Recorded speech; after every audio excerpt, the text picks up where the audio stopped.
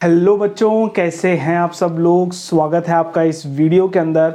बच्चों आज इस वीडियो के अंदर था कि बच्चों आपको पता है कि हम हर सैटरडे को एक बिजनेस स्टडी के चैप्टर का रिवीजन कर रहे हैं। तो बच्चों आज हम बिजनेस एनवायरनमेंट का रिवीजन करने वाले हैं एंड 10 to 15 मिनट के अंदर ये छोटा सा चैप्टर है, इसको हम कंप्लीट करने वाले हैं। बच्चों अगर आपने ये वीडियो देख ली तो आप चाहे से कोई सा भी केस स्टडी बना लो, सारी केस स्टडी आपसे बनने लगे। कोई से भी प्रीवियस ईयर क्वेश्चंस आप उठा लो, कहीं ना कहीं क्वेश्चंस घुमा फिरा के बस इन्हीं में से पूछे जाएंगे।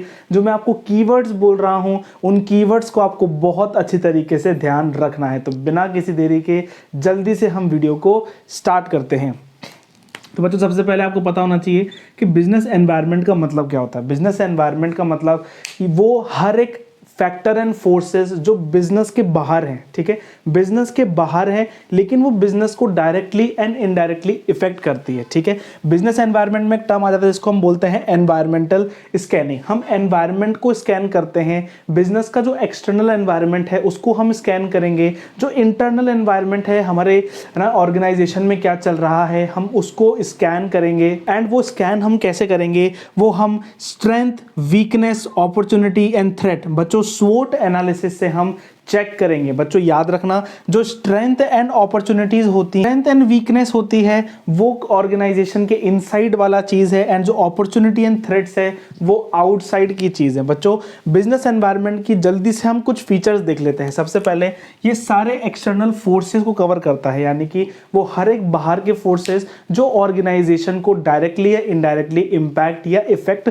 कर सकते हैं। सेकंड बच्चों specific and general forces. Specific यानी कि वो फोर्सेस जो केवल उस टाइप के बिजनेस को इंपैक्ट करता है, केवल स्पेसिफिक इंडस्ट्री के लिए है, तो उसको हम क्या बोलते हैं, स्पेसिफिक फोर्स। अगर वो सबके लिए है ना, वो एनवायरनमेंट सबके लिए हो रहा है तो वो क्या है, वो जनरल फोर्सेस। जैसे क्या होता है कभी कभार अर्थक्वेक आ जाता है, तो अर्थक्वेक का आना हर इंडस्ट्री के लिए गलत है, ठीक है, कोई स्पेसिफिक इंडस्ट्री के लिए नहीं है। ठीक है, हो सकता है कि कॉटन की प्राइसेस बढ़ गई हो, तो कॉटन की प्राइस बढ़ना क्या है, आपके स्पेसिफिक इंडस्ट्रीज को वो टारगेट कर रहा है, इसलिए वो स्पेसिफिक फोर्स है, जनरल फोर्स नहीं है। थर्ड बच्चों कि जो बिजनेस एनवायरनमेंट है, जो बिजनेस एनवायरनमेंट के जो एलिमेंट्स होते हैं, ठीक है, जैसे कि नेचर हो गया, पॉलिटिक्स हो गई, सोशल सिस्टम हो गया, तो जो भी बिजनेस एनवायरनमेंट है वो इंटर रिलेटेड है। एक कम होगा तो हो सकता है दूसरा चालू हो जाएगा। ठीक है ना, जैसे कि अभी आप देख रहे होंगे कि हेल्थ बेनिफिट्स वाली चीज़ों पे लोग स्विच कर रहे हैं। जो जिन चीज़ों में, जिन फूड में हेल्थ बेनिफिट्स दिख रहे हैं लोग उनको कंज्यूम कर रहे हैं, तो क्या हो रहा है, उससे हेल्थ का मार्केट बढ़ रहा है। ठीक है ना, एक फैक्टर ऊपर जा रहा है तो दूसरा फैक्टर भी ऊपर जा रहा है, और जंक फूड का मार्केट क्या हो रहा है, नीचे चले जा रहा है। तो क्या हो गया, ये इंटर रिलेटेड है। बच्चों इन तीनों में आपको बहुत ध्यान से सुनना है, हमेशा केस स्टडी में बच्चे यहीं पर फंस जाते हैं। फोर्थ है अनसर्टेनिटी। हमको पता है कि बिजनेस एनवायरनमेंट इतना जल्दी जल्दी बदल रहा है कि उनको प्रिडिक्ट करना, सुनो, प्रिडिक्ट करना बहुत ज़्यादा मुश्किल हो जाता है। इसलिए हम क्या बोलते हैं कि जो बिजनेस एनवायरनमेंट है वो अनसर्टेन है। लेकिन जब हम बिजनेस को चेक कर रहे होते हैं, एनवायरनमेंट को एनालिसिस कर रहे होते हैं, तब हमको ये पता होता है कि जो बिजनेस एनवायरनमेंट है वो जल्दी जल्दी बदलता है, वो हाईली फ्लेक्सिबल है, स्टैटिक नहीं है, हर समय वो चेंज होता जा रहा है। जैसे कि आपने शेयर मार्केट देखा होगा, हर समय ऊपर शेयर नीचे, ऊपर नीचे, ऊपर नीचे होता रहता है। तो वो क्या है, वो डायनामिक है, स्टैटिक नहीं है, है ना। यहां पे हम प्रेडिक्शन की बात नहीं कर रहे, हम नेचर ऑफ बिजनेस एनवायरनमेंट की बात कर रहे हैं कि जो बिजनेस एनवायरनमेंट है ना वो ऊपर नीचे जाता रहता है। हम प्रेडिक्ट करने की बात नहीं कर रहे, प्रेडिक्ट करने की बात हमने यहां पे करी थी। तो ये क्लियर हो गया।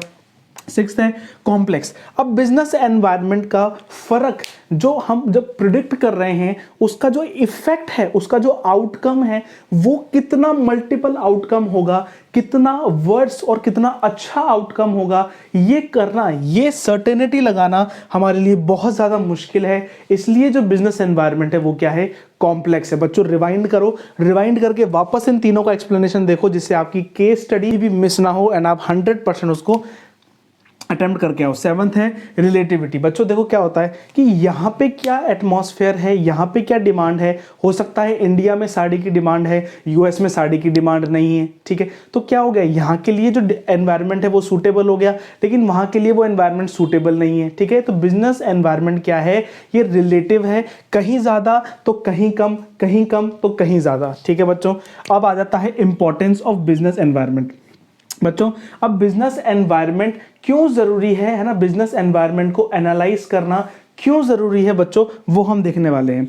क्यों? सबसे पहले enables the firm to identify opportunity and first mover advantage. बच्चों अगर हम इस बात की जानकारी रखेंगे कि हमारे आसपास क्या चल रहा है, तो अगर आसपास हमको कोई भी अपॉर्चुनिटी मिलेगी, कोई भी ऐसी चीज मिलेगी जिसके अंदर हम टैप कर सकते हैं एंड बहुत ज्यादा प्रॉफिट्स कमा सकते हैं, तो हम जरूर उसको टैप करेंगे एंड प्रॉफिट्स कमाएंगे, तो फर्म इनेबल हो जाएगी, ठीक है, फर्स्ट मूवर एडवांटेज लेने में, क्योंकि आपको पता है कि मार्केट के अंदर क्या चल रहा है, ठीक है। Helps to identify threats. बच्चों अगर कुछ भी दिक्कत एनवायरनमेंट पे है तो हमको पता चल जाएगा कि एनवायरनमेंट में क्या थ्रेट है, क्या होने वाला है, ठीक है। हमको रिसोर्सेज को असेंबल करने में, कोप अप करने में बहुत हेल्प करते हैं। हमको पता है कि बाहर थ्रेट है, तो जो एसेंशियल रिसोर्सेज है पहले ही उनको टैप कर लो, ठीक है। अडेप्ट फास्ट चेंजिंग एनवायरनमेंट, हमको पता चल जाएगा अगर बिजनेस एनवायरनमेंट में बहुत सारी चीज़ें चल रही हैं, तो अगर हम उसको एनालाइज करते रहेंगे तो क्या होगा, हम एनवायरनमेंट के साथ जल्दी जल्दी अडेप्ट कर पाएंगे एंड टेक्नोलॉजी के साथ हम भी अपग्रेड कर पाएंगे, है ना। पॉलिसी फॉर्मेशन में हमको हेल्प करता है कि कैसे, किस एनवायरनमेंट से कैसे टैकल करना है, कैसे पॉलिसी बनानी है, कैसे हमको सब कुछ चीज़ काम करना है, ठीक है। एंड इवेंचुअली बच्चों परफॉर्मेंस को इंप्रूव करता है। ये पॉइंट आप हमेशा लिख सकते हो बच्चों। इन बिजनेस एनवायरनमेंट के कुछ डायमेंशंस होते हैं। बिजनेस एनवायरनमेंट के डायमेंशंस यानी कि किस किस प्रकार के हमारे फैक्टर एंड फोर्सेज अवेलेबल हैं जो बिजनेस को डायरेक्टली एंड इनडायरेक्टली इफेक्ट करते हैं, ठीक है बच्चों। ये आउटसाइड फोर्स है, इसको हम प्यार से पेस्टल एनालिसिस भी बोलते हैं। ये जो ई है उसको हम इकोलॉजिकल भी बोलते हैं, ठीक है। तो अभी छोड़ दो उस चीज़ को, हमारे जो सिलेबस में वो पढ़ते हैं। सबसे पहले इकोनॉमिक एनवायरनमेंट। इकोनॉमिक एनवायरनमेंट कभी भी केस स्टडी में पूछा जाए तो याद रखना, bank rate, repo rate, reverse repo rate, ठीक है, और सीआरआर, एसएलआर, आरबीआई का डिसीजन, जहां पर भी आ जाए वो क्या हो जाएगा, वो इकोनॉमिक एनवायरनमेंट हो जाएगा। सोशल एनवायरनमेंट बच्चों कि अगर टेस्ट एंड प्रेफरेंस चेंज हो रहा है, लाइफस्टाइल बदल रही है, ठीक है ना, तो हम उसको कहां पे डालेंगे, सोशल एनवायरनमेंट में डालेंगे। पॉलिटिकल एनवायरनमेंट, कोई पॉलिटिकल पार्टी कोई जजमेंट ले रही है, कोई पॉलिटिकल पार्टी ने कोई रूल बना दिया, पॉलिटिकल पार्टी की आइडियोलॉजी, वो कैसे सोचती है, वो कैसा रूल लेकर आई है कंट्री के अंदर, ठीक है ना, वो कैसे किस सेक्टर को प्रेफरेंस देती है, किस सेक्टर को प्रेफरेंस नहीं देती है, वो सब आ जाता है पॉलिटिकल। लीगल यानी कि सुप्रीम कोर्ट ऑफ इंडिया ने अगर कोई भी वर्डिक्ट दिया, कोई लॉ एनेक्ट हुआ, कोई एक्ट के तहत बात कही गई, तो वो कहां पे जाता है,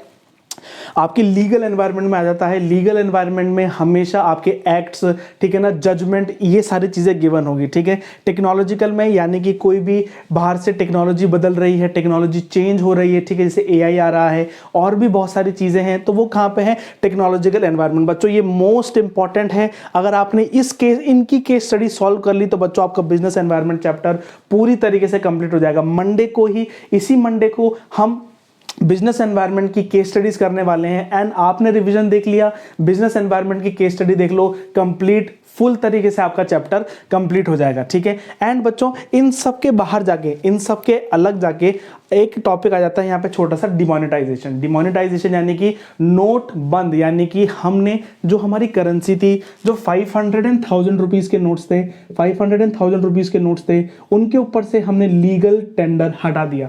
क्या हटा दिया, लीगल टेंडर हटा दिया। कब हटा दिया, 8 नवंबर 2016 में भाई प्रधानमंत्री मोदी जी ने लीगल टेंडर हटा दिया था 8 नवंबर 2016 से। इससे क्या हुआ, जो भी कंट्री में इकोनॉमी का फ्लो था, जो भी कंट्री में कैश था, वो जो 500 एंड 1000 रुपीज के नोट्स है ना, वो करीबन 80 to 84% करेंसी सर्कुलेशन में थी, तो एकदम से उनकी वैल्यू बिल्कुल जीरो हो गई, बिल्कुल लीगल टेंडर नहीं हुए, वो अब सिर्फ कागज का टुकड़ा हो गए, ठीक है ना। क्यों ये किया गया था कि करप्शन को हटा दें, ठीक है, ब्लैक मनी को हटा दें, टेरर फंडिंग को हटा दें, कैशलेस इकोनॉमी को प्रमोट करें। बच्चों याद रखना, डिमोनेटाइजेशन इंडिया में 2 बार हुई है, 1946 और 1978 में। पहले हमारे 5000 10,000 रुपीज के नोट्स आते थे, उसको हमने डिमोनेटाइज किया, फिर उसके बाद 500,000 के नोट्स को डिमोनेटाइज किया एंड अब हमने 2000 के नोट्स को भी सर्कुलेशन से बाहर कर दिया है। इसलिए थर्ड टाइम डिमोनेटाइजेशन इंडिया में हो रही है। बच्चों आपको इसको नोट कर लेना है, पूरे कंप्लीट माइंड मैप को देख लेना है। And demonetisation